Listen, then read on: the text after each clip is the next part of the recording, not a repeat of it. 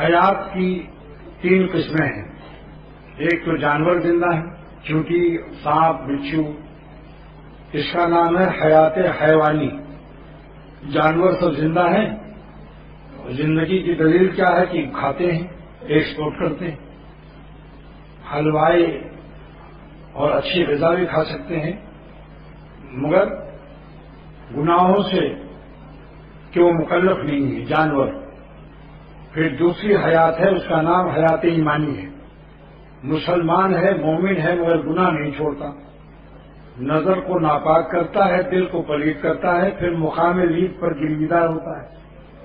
جو شخص نظر کا چور ہوگا، نظر جیسے ہی ناپاک ہوتی ہے اسی سیکنڈ میں دل ناپاک اور پلید ہوتا ہے، اور جب دل پلید ہوتا ہے تو مقام لید ہی بنا رہتا ہے.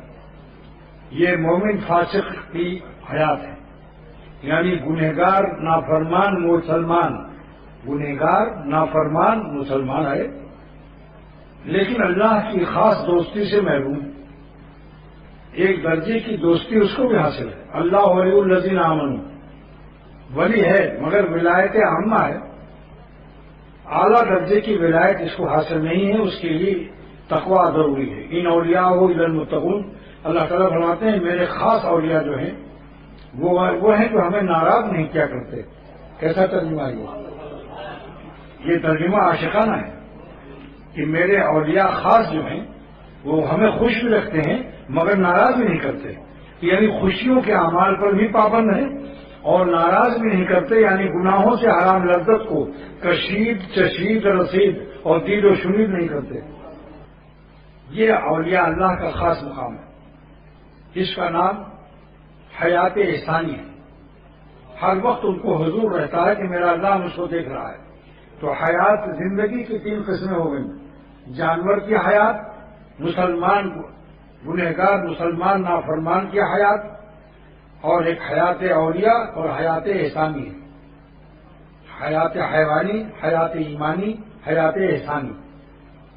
حیات ایمانی میں گناہوں کا ارتکاب بھی ہوتا رہتا ہے، مگر حیات احسانی جب اللہ تعالیٰ کا مراقبہ ہر وقت رہے گا کہ اللہ مجھے دیکھ رہا ہے اور اس کے دل و جان اللہ تعالیٰ سے چپک جاتے ہیں تو پھر چھڑانا آسان نہیں. اور جو اللہ تعالیٰ سے چپک جاتا ہے تو اللہ تعالیٰ بھی چپکا لیتا ہے، اور خدا جس کو چپکا لے اسے کون اجاڑ سکتا ہے، کیونکہ اللہ کی قوت جذب سب سے قوی تر ہے. حیات حیوانی سے ہم لوگوں کا اس وقت بحث نہیں. الحمدللہ کہ ہم انسان ہیں، لہذا حیات حیوانی نہیں، اور ایمان کی برکت سے حیات ایمانی ہے.